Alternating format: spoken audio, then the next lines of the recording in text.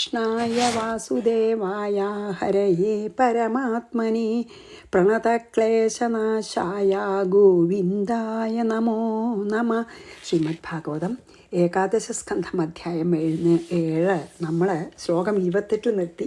അപ്പോൾ എന്ത് പറഞ്ഞിട്ടാണ് നിർത്തിവെച്ചാൽ, ജനങ്ങൾ ഈ സംസാരമാകുന്ന കാട്ടുതീയിൽ കഷ്ടപ്പെട്ട് വലഞ്ഞുകൊണ്ട് നടക്കണു അല്ലേ. അങ്ങാണെങ്കിലോ ഈ സംസാരത്തിന് അറിയണും കൂടിയില്ല. അതൊന്ന് ഈ സംസാരത്തെ ദുഃഖങ്ങളെയോ സുഖങ്ങളെയോ ഒന്നും അറിയാതെ ബ്രഹ്മാനന്ദം അനുഭവിച്ച് നടക്കണു. അങ്ങക്ക് ലഭിച്ച ഈ ജ്ഞാനം ഞങ്ങൾക്കൊന്ന് ഉപദേശിക്കൂ. ആരാ ഞങ്ങൾക്ക് ഉപദേശം എന്നൊക്കെ അങ്ങനെ നമ്മൾ പറഞ്ഞു നിർത്തിയതല്ലേ. ഇനി നമുക്ക് 29 വായിക്കാം അല്ലേ.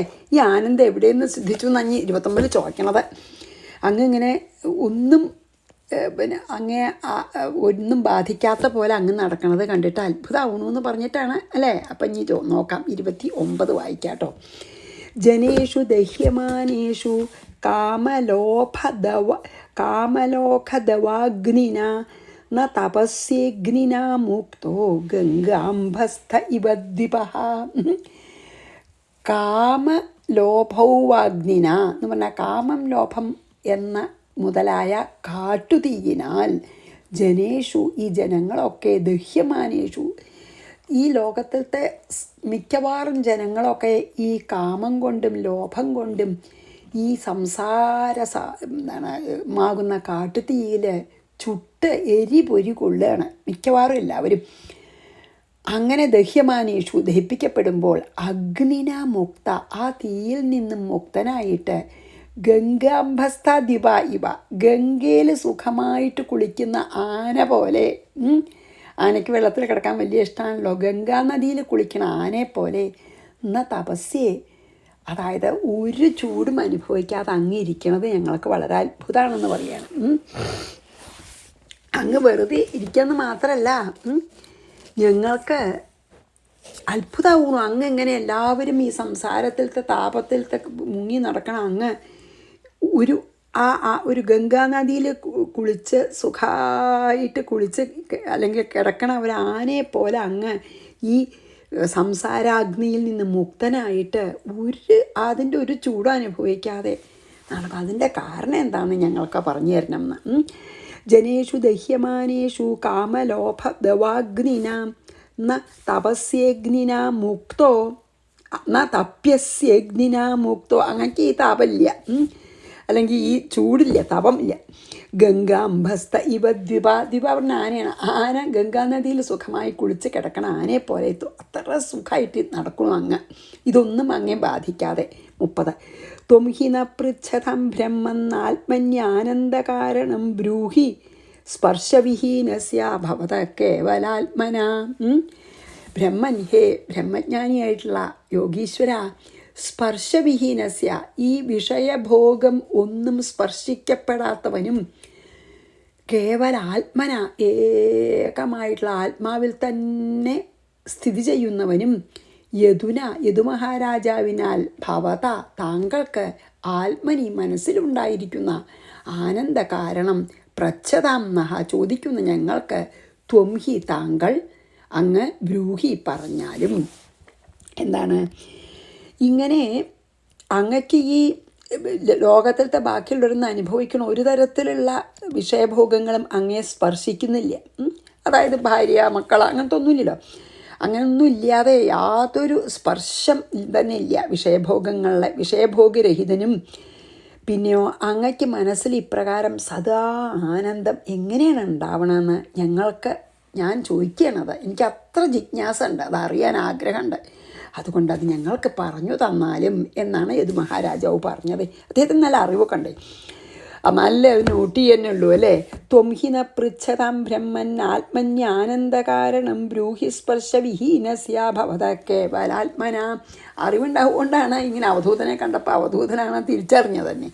അല്ലെങ്കിൽ ഒരു പ്രാന്തൻ വിചാരിച്ച് അയാളെ ആട്ടി ഓടിക്കുകയൊക്കെ ചെയ്തിട്ടുണ്ടാവും അല്ലേ. അപ്പോൾ ഇത് മഹാരാജാവിന് നല്ല അറിവുണ്ട്, അതൊക്കെ പറഞ്ഞാൽ മനസ്സിലാവും. അപ്പോൾ ഇനി ശ്രീ ഭഗവാൻ വാച, അതായത് ദത്താത്രേയൻ പറയണതാണ് ഇനി കേട്ടോ. 31 യദുനൈവം മഹാഭാഗോ ബ്രഹ്മണ്യേന സുമേധസ. അല്ല, ഇനി ഭഗവാൻ ഉദ്ധവോട് പറയാണ്, യദുനൈവം മഹാഭാഗോ ബ്രഹ്മണ്യേന സുമേധസ പൃഷ്ടസഭാജിത പ്രാഹ പ്രശയാവനതം ദ്വിജ. ബ്രഹ്മണ്യേന, അതായത് ബ്രാഹ്മണ ഭക്തിയുള്ള ആളാണ് യദു മഹാരാജാവേ.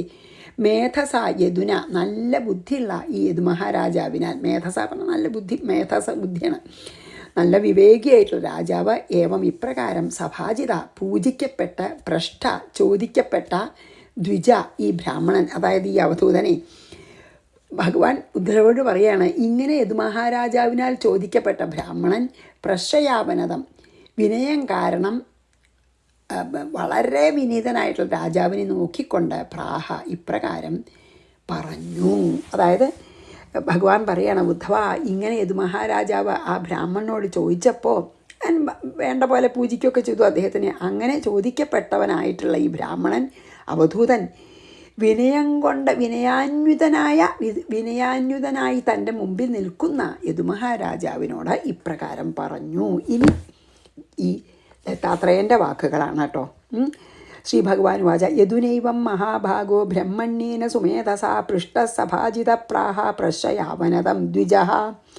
ഇനി ബ്രാഹ്മണ വാച സന്ധിമേ ഗുരവോ രാജൻ ബഹവോ ബുദ്ധ്യുപാശ്രിതാ യതോ ബുദ്ധിമുപാദായ മുക്തോടാമീഹ താൻ ശൃണു.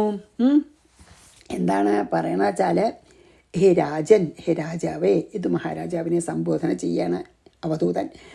ബുദ്ധ്യുപാശ്രിതാഹ, എൻ്റെ ബുദ്ധിയാൽ സമ്പാദിക്കപ്പെട്ട ബഹവ ഗുര, എനിക്ക് ഇഷി ഗുരുക്കന്മാരുണ്ട്.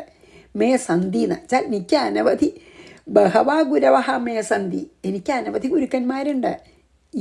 യതഹ, ഈ ഗുരുക്കന്മാരിൽ നിന്നൊക്കെ ഈ ബുദ്ധിയെ ഉപാധയ ലഭിച്ച് ഇഹ ഈ ലോകത്തിൽ മുക്ത, അതായത് ഈ രാഗദ്വേഷാദി ക്രോധലോഭമോഹമത ആദികളിൽ നിന്ന് മുക്തനായിട്ട് അതാമി ഞാൻ സഞ്ചരിക്കുന്നുവോ താൻ അവരെപ്പറ്റി ശൃണു കേൾക്കുക.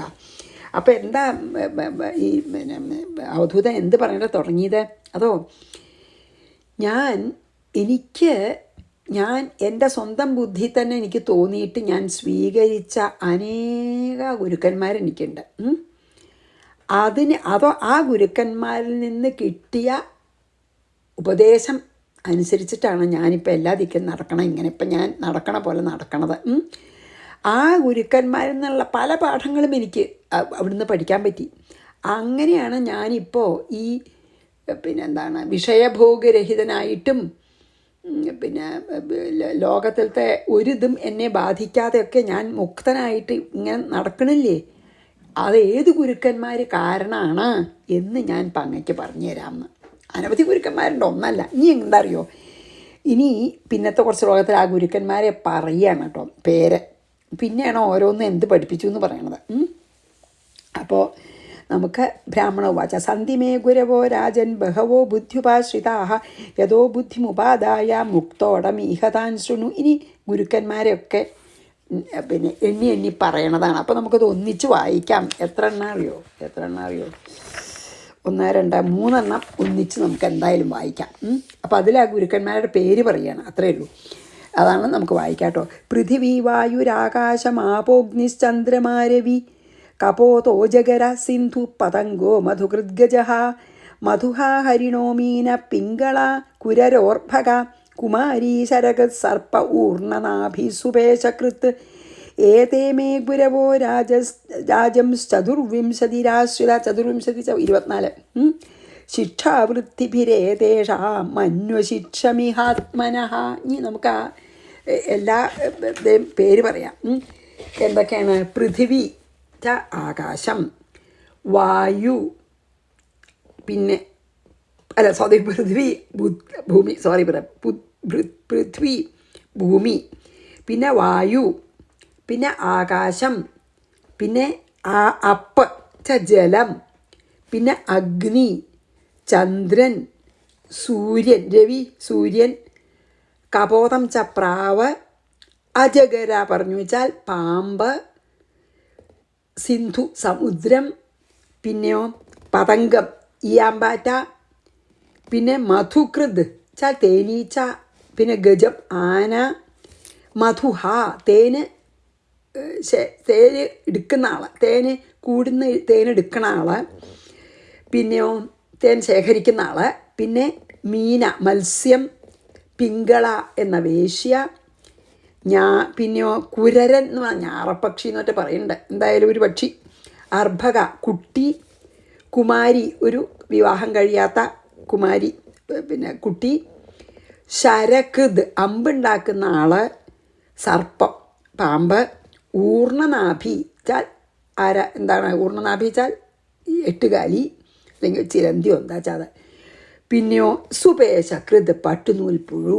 ഇങ്ങനെയാണ് ഈ എൻ്റെ ഏതേമേ ഗുരവോ, എനിക്ക് ഇത്രയും ഗുരുക്കളെ എത്ര 24 ഗുരുക്കളാണ്. ഏതേമേ ഗുരവോ രാജ, ഹേ രാജ എനിക്ക് ഈ ഗുരുക്കളെ എത്ര എണ്ണം? 24 ഞാൻ അവരെ ആശ്രയിച്ചിട്ട് ശിക്ഷാവൃത്തിഭിരേതേഷാം അന്വശിക്ഷമിഹാത്മന, അവരുടെ നിന്നാണ് ഞാൻ ഈ ഗുരുക്കളിൽ നിന്നാണ് പ്രവൃത്തി കൊണ്ട് ഇഹ ഈ ലോകത്തിൽ ആത്മന എനിക്ക് ശിക്ഷാഹ പഠിക്കേണ്ട വിദ്യകളെയൊക്കെ അന്വശിക്ഷം, ഈ 24 ഗുരുക്കളിൽ നിന്നാണ് ഞാൻ ഈ ലോകത്തിലേക്ക് ആവശ്യമായ എല്ലാ വിദ്യകളും പഠിച്ചത്. അപ്പോൾ നമുക്ക് ജസ്റ്റ് ഒന്ന് പറയാം. 24 ഗുരുക്കളാട്ടോ. എന്തൊക്കെയാ? ഭൂമി തൊട്ട് പൃഥ്വി, ഭൂമി, വായു, ആകാശം, ജലം, അഗ്നി, ചന്ദ്രൻ, സൂര്യൻ, പ്രാവ്, പെരുമ്പാമ്പ്, സമുദ്രം, ഈയാമ്പാറ്റ, തേനീച്ച, ആന, തേന് ശേഖരിക്കണ ആള്, മാൻ, മത്സ്യം, പിങ്കള, ഞാറപ്പക്ഷി, കുട്ടി, ബാലനോ കുട്ടി എന്ന് വെച്ചാൽ കുമാരി, അമ്പുണ്ടാക്കണ ആള്, പിന്നെ സാധാരണ പെരുമ്പാമ്പല്ല സർപ്പം, എട്ടുകാലി, പട്ടുനൂൽപ്പുഴു. അങ്ങനെ 24 അപ്പോൾ നമ്മളിതിൽ പറഞ്ഞത്. പേര് പറഞ്ഞല്ലോ ഇപ്പോൾ ഇതിൽ കേട്ടോ. അപ്പം നമുക്ക് ആ 3 ശ്ലോകം വായിച്ച് പിന്നത്തേക്ക് പോവാട്ടോ. പൃഥിവീ വായുരാകാശമാപോഗ്നിശ്ചന്ദ്രമാരവിഃ കപോതോജഗര സിന്ധു പതംഗോ മധുഗദ്ഗജഃ മധുഹ ഹരിണോ മീന പിങ്കളോ കുരരോർഭക കുമാരി ശരഗത് സർപ്പ ഊർണനാഭി സുപേശകൃത്. ആ 2 ശ്ലോകത്തിൽ 24 ആളെയും പറഞ്ഞു. ഏതേമേ ഗുരവോ രാജം ചതുർവിംശതിരാശ്രിതാഃ ശിക്ഷാവൃത്തിഭിരേതേഷാം അന്വശിക്ഷമിഹാത്മനഃ. ഇവരാണ് എനിക്ക് ഈ ലോകത്തിലേക്ക് വേണ്ട എല്ലാ വിദ്യ പഠിപ്പിച്ച് തന്നതെന്ന് പറയാണ്. അപ്പം ഞാൻ അവരുടെ പ്രവൃത്തി കണ്ടിട്ട് ഞാൻ അന്ന് പഠിച്ചതാണേ. 36 യതോ യദനുശിക്ഷാമി യഥാവാ നാഹുഷാത്മജ തത്തഥാ പുരുഷവ്യാഘ്ര നിബോധ കഥയാമി തേ. ഞാൻ ഓരോന്നായിട്ട് പറയാമെന്ന് പറയാം. നാഹുഷ, അതായത് നഹുഷ മഹാരാജാവിൻ്റെ പുത്രനാണല്ലോ അജ, അല്ല നഹുഷാത്മജ ചാൽ നഹുഷ മഹാരാജാവിൻ്റെ പുത്രനായിട്ടുള്ള രാജാവേ, പുരുഷവ്യാഘ്ര പുരുഷശ്രേഷ്ഠ, യഥ ഏതിൻ്റെ അടുക്കൽ നിന്നും, അതായത് ഏതൊക്കെ ഗുരുവിൻ്റെ കയ്യിൽ നിന്ന് ഏതൊക്കെ വിദ്യകൾ പാഠങ്ങൾ ഞാൻ യഥാവ എങ്ങനെ അനുശിക്ഷാമി അഭ്യസിച്ചുവോ, അതായത് ഓരോ ഗുരുക്കളിൽ നിന്നും ഓരോ പാഠങ്ങളാണ് എനിക്ക് കിട്ടിയത്, അതൊക്കെ ഞാൻ എങ്ങനെയാണ് അഭ്യസിച്ചതെന്ന് അതിനെ തഥ അങ്ങനെ തേ അങ്ങയ്ക്ക് കഥയാമി ഞാൻ പറയാം. നല്ലോണം ശ്രദ്ധിച്ച് കേട്ടോളൂ എന്ന്. അപ്പോൾ എന്താണ്? അപ്പോൾ ആദ്യം പറഞ്ഞു, ഇതൊക്കെയാണ് ഞാൻ ആദ്യം നെയിം ചെയ്തു. ആ 24 ഗുരുക്കന്മാരുടെ പേര് പറഞ്ഞു. എന്നിട്ട് പറഞ്ഞു ഈ ഓരോ ഗുരുക്കളിൽ നിന്നും എന്തൊക്കെ വിദ്യകൾ, എങ്ങനെയൊക്കെയാണ് ഞാൻ ആ വിദ്യകളെ അഭ്യസിച്ച് പഠിച്ചത്, അല്ലെങ്കിൽ എന്തൊക്കെ വിദ്യകളാണ് എനിക്ക് ഓരോ ഗുരുവിൽ നിന്നും ലഭിച്ചത്, അത് ഞാൻ എങ്ങനെ സ്വന്തം ജീവിതത്തിൽ അഭ്യസിച്ചു, അതൊക്കെ ഞാൻ അങ്ങക്ക് വിസ്തരിച്ച് പറഞ്ഞുതരാം. അങ്ങ് ശ്രദ്ധയോടുകൂടി കേട്ടോളൂ. യതോ യദനുശിക്ഷാമി യഥാവാ നാഹുഷാത്മജ, നഹുഷൻ്റെ പുത്രൻ എന്ന് വിളിക്കുകയാണ് കേട്ടോ. തത്തഥാ പുരുഷവ്യാഘ്ര നിബോധ കഥയാമിതേ, ഞാൻ പറയാം കേട്ടോളൂ, ബോധിച്ചാലും. ഇനി ഭൂമി എന്ന് എന്താ പറഞ്ഞതാണ് കാര്യമായിട്ട് ക്ഷമ. ഭൂതൈരാക്രമ്യമാണോപി ധീരോ ദൈവവശാനുഗൈഃ തദ്വിദ്വാന്ന ചലേന്മാർഗാദന്വശിക്ഷം ക്ഷിതേർവ്രതം. എന്താ ഭൂമി എന്ന് പഠിച്ച്? ഭൂതൈഹി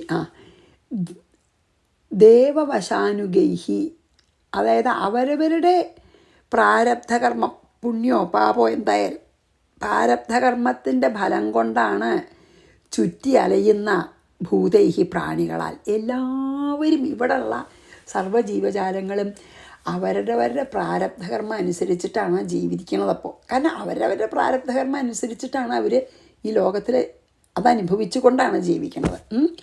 പണ്ട് ചെയ്ത പുണ്യപാപങ്ങളുടെ പുണ്യപാപ കർമ്മങ്ങളുടെ ഫലങ്ങൾ അനുഭവിച്ചുകൊണ്ടാണ് നമ്മളെല്ലാവരും ജീവിക്കണം ഇവിടെ.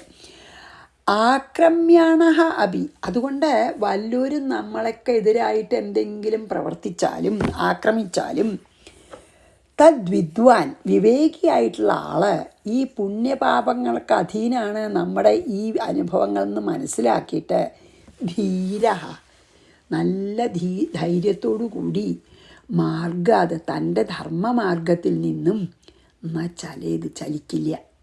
ഇങ്ങടെ ആൾക്കാർ എന്ത് ചെയ്താലും ഞാൻ ധർമ്മമായിട്ട് പെരുമാറുള്ളൂ എന്ന്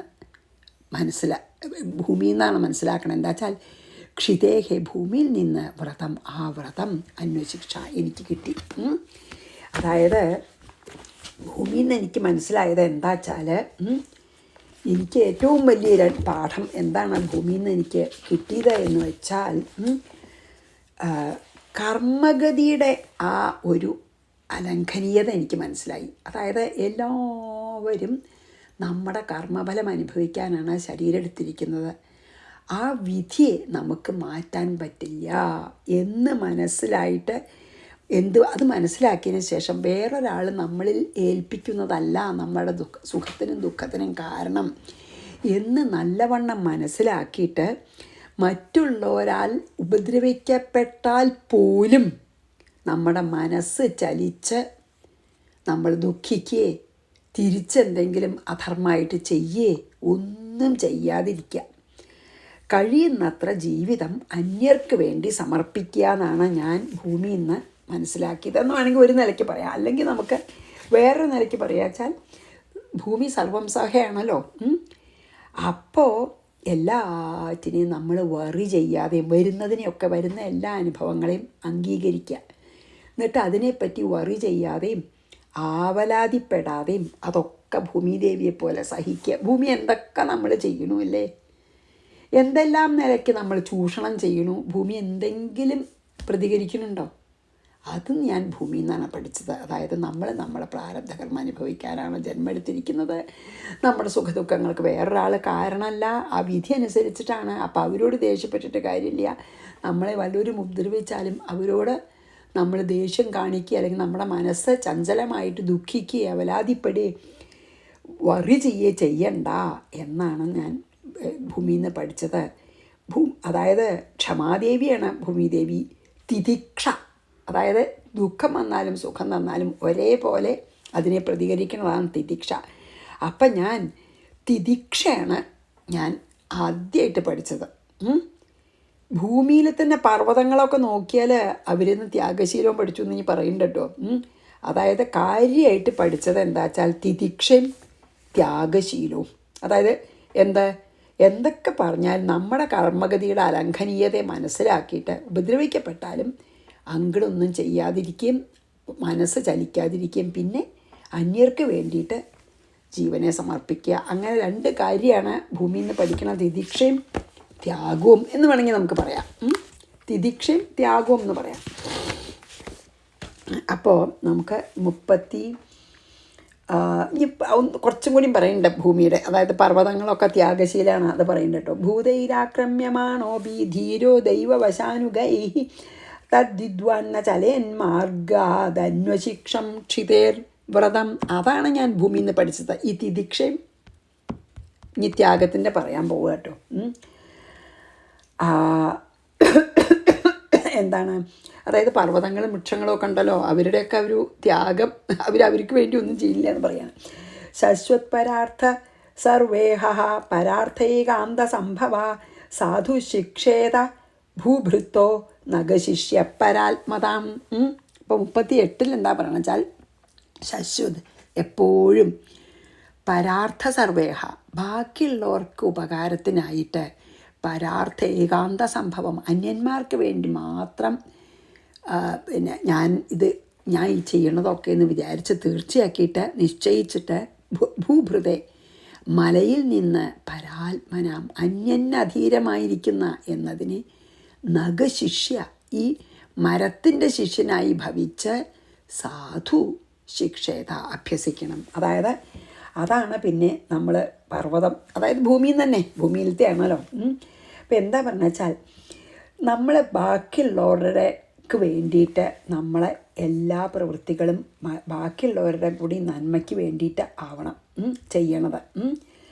അതാണ് ഞാൻ ആ പരോപകാരം എന്നുള്ള ആ ഒരു പരോപകാരം ചെയ്തുകൊണ്ടിരിക്കണം എന്നുള്ളതാണ് ഞാൻ പർവ്വതത്തിൽ നിന്ന് പഠിച്ചത്.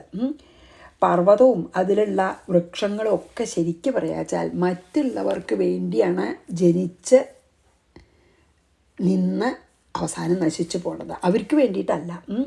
പിന്നെയോ അതായത് അത് നമ്മൾ വൃക്ഷങ്ങളുടെ ശിഷ്യനാവണം നമ്മൾ. അതായത് മറ്റുള്ളവർക്ക് അധീനനാണ് ഞാൻ മറ്റുള്ളവർക്ക് വേണ്ടി മറ്റുള്ളവർക്ക് ഉപകാരം ചെയ്യാനാണ് ഞാൻ ജനിച്ചിരിക്കണത്.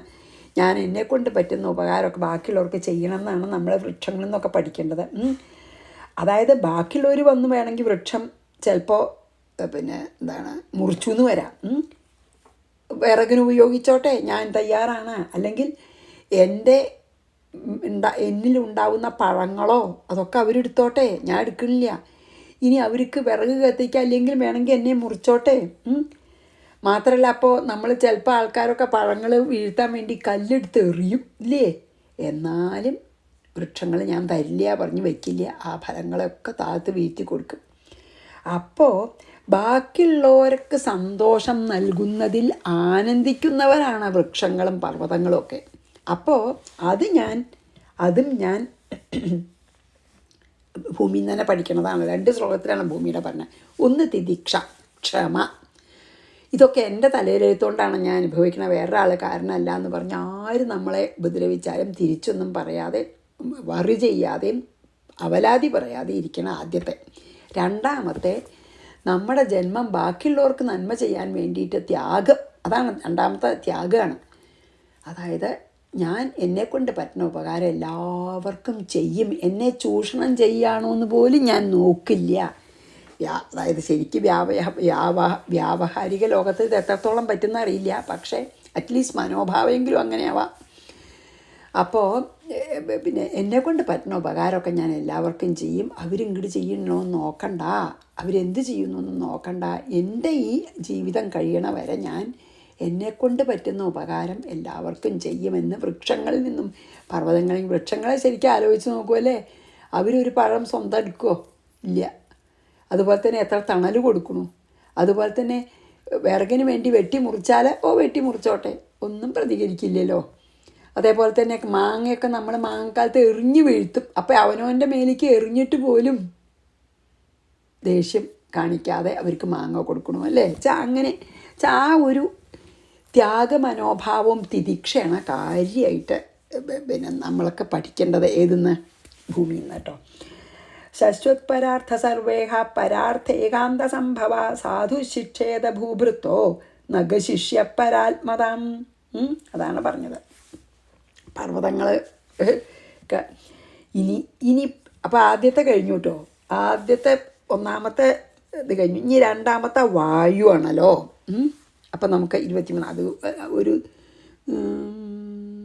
2 ശ്ലോകം ഉണ്ട് കേട്ടോ, സാരില്ല, ഒന്ന് ചെയ്യാൻ. എന്തായാലും പ്രാണവൃത്യൈവ സന്തുഷ്യൻ മുനിർ നൈവേന്ദ്രിയപ്രിയൈ ജ്ഞാനം യഥാ നശ്യേത നാവകീര്യേത വാങ്മനഃ. എന്താണ്? യഥാ എങ്ങനെ ചെയ്താൽ ജ്ഞാനം നശ്യതേ, എന്താ ജ്ഞാനം നശിക്കില്ലയോ. വാഗ്മന വാക്കും മനസ്സും അവകീര്യതേ സ്ഥിരമായിട്ടിരിക്കുക, ഒരു ചലനമില്ലാണ്ട്. മുനി അപ്രകാരം പ്രാണവൃത്യ ഏവ ഈ പ്രാണരക്ഷാർഹമായ ആഹാരം കൊണ്ട് മാത്രം സന്തുഷ്ടനാകണം. ഇന്ദ്രിയപ്രിയൈഹി ഏവ ഇന്ദ്രിയങ്ങൾക്ക് ഇഷ്ടമായിട്ടുള്ള രസം ഇതൊക്കെ അതിൻ്റെ പിന്നാലെ പോവരുത്. എന്താണ്?